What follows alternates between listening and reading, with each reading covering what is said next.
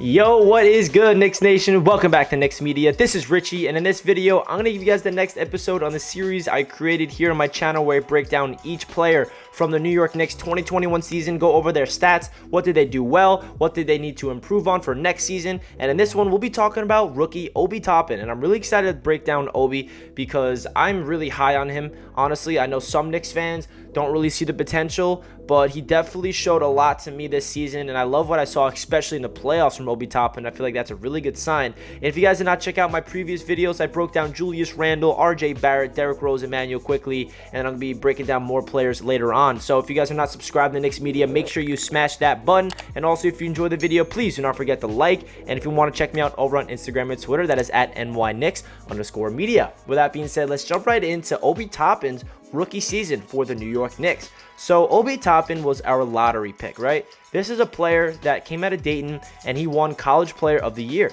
And it's really interesting because if you go back in time and when we drafted Obi Toppin, at the time, a lot of Knicks fans, including myself, thought, oh, okay, we're getting a power forward. Maybe Obi Toppin's the future, and Julius Randle doesn't really have a future on the Knicks because at the time, Randle's coming off a disappointing, first season on the Knicks. We don't know if Randle can turn it around yet. Is Obi Toppin going to be the rookie of the year because he's the most NBA-ready player? He's old. He's 20. Well, he's not old, but he's old for a rookie. He's 22 years old, so he should be able to come into the league and dominate right away. I mean, in college, he was absolutely dominating every single team out there on Dayton. So we had really high expectations for Obi Toppin. And we had low expectations for Emmanuel quickly. It kind of flipped.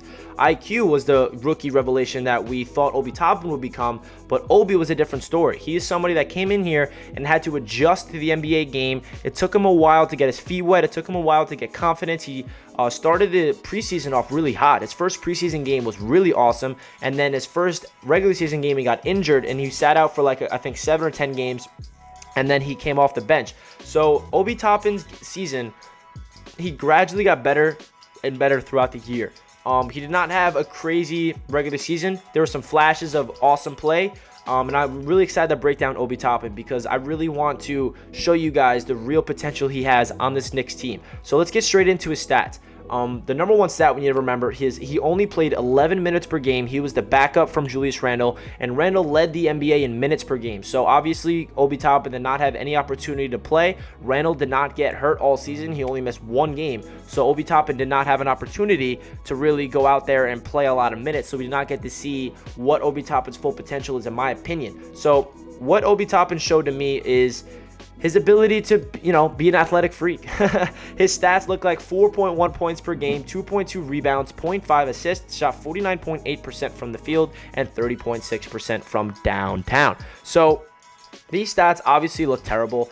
You look at it like he only averaged 4 points per game, and he didn't really have the ability to get good defensive numbers, only 2 rebounds. But hey, in 11 minutes per game, what do you expect? You can't really expect him to put up big numbers.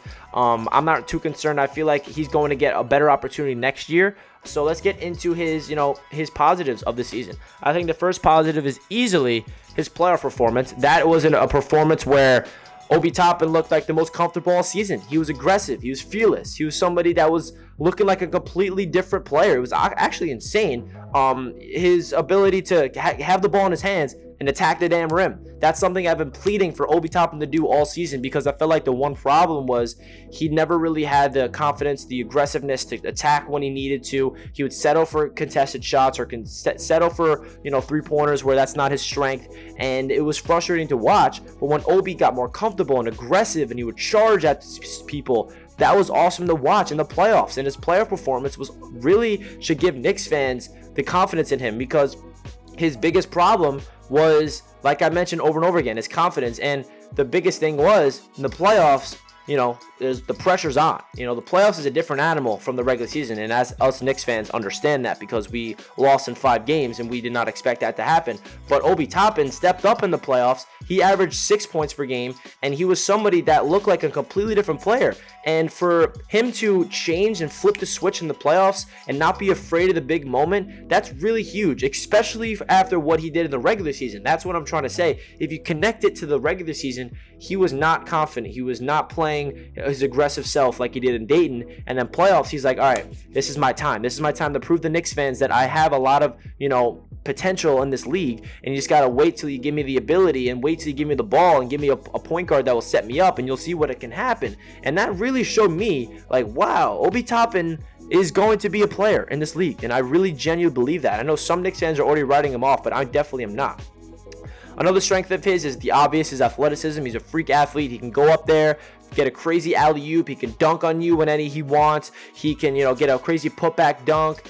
His rebounding is up there. I mean, he's just a freak athletic guy, and I really feel like his potential is going to be ridiculous on the Knicks when he finally gets into the rhythm. He gets aggressive, and he gets a point guard to set him up. Another strength is finishing at the rim. Obviously, he can go up there and be very crafty. He can avoid the contact and finish through it. He can dunk on you, and whenever he gets into the paint, he has a nice post-hook game at times, and I feel like he has a lot of room to grow. We didn't see the utmost potential out of him this season, but I definitely feel like the best is yet to come from Obi Toppin.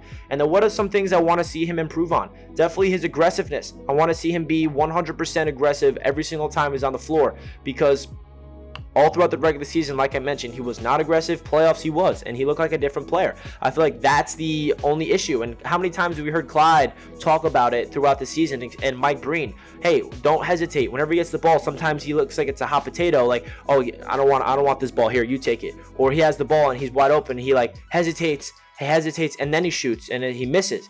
He needs to be able to be more confident. He needs that catch and shoot in rhythm, and he did that in the playoffs. So that's what gives me the confidence that he'll be able to be more aggressive, because the playoffs is where the pressure is even way through the roof, and he did not show any signs of fearlessness.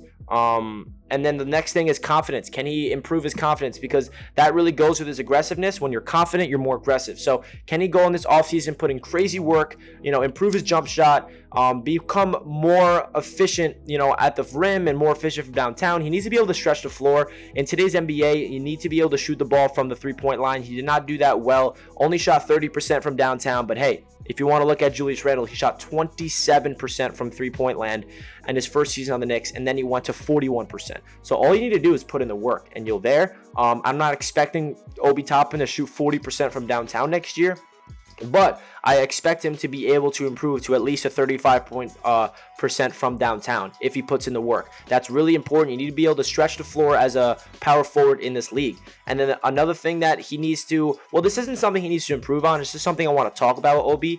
He needs a playmaker. His play style is reliant on somebody to set him up, and that's not a bad thing. He's a stereotypical, pick and roll type of player. When he's rolling to the basket, he needs someone to throw him the lob. He needs someone to give him the bounce pass. He needs somebody to find him when he's cutting. How many times, I'm about to get frustrated right now, how many times have we seen Obi Toppin drive to the rim with his hands up, and he does not get the ball? It was really insane. Definitely more than 10. All throughout the season, I've seen Obi Toppin driving to the rim with his hands up, and whoever has the ball doesn't see him, or they don't want to give him the ball for whatever reason. When we get somebody, Lonzo Ball, I hope so. We'll talk about in the future videos, don't worry. We need somebody to find him the rock when he's cutting. We need somebody to get him into rhythm, because when you get, and Derrick Rose is a player that did this the most, I feel like, on the Knicks. Derrick Rose found him. He found Obi Toppin, cut into the rim. He finishes, and Obi Toppin is reliant on a playmaker, and he did not have that all throughout his rookie season.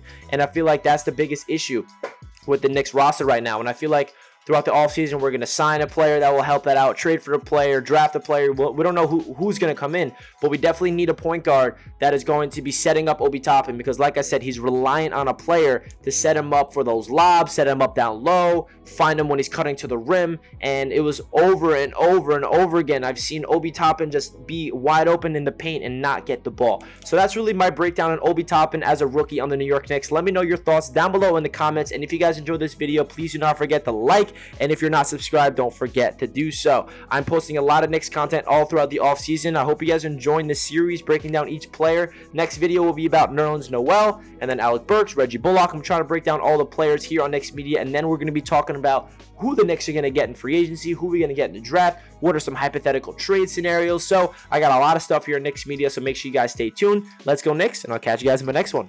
Peace.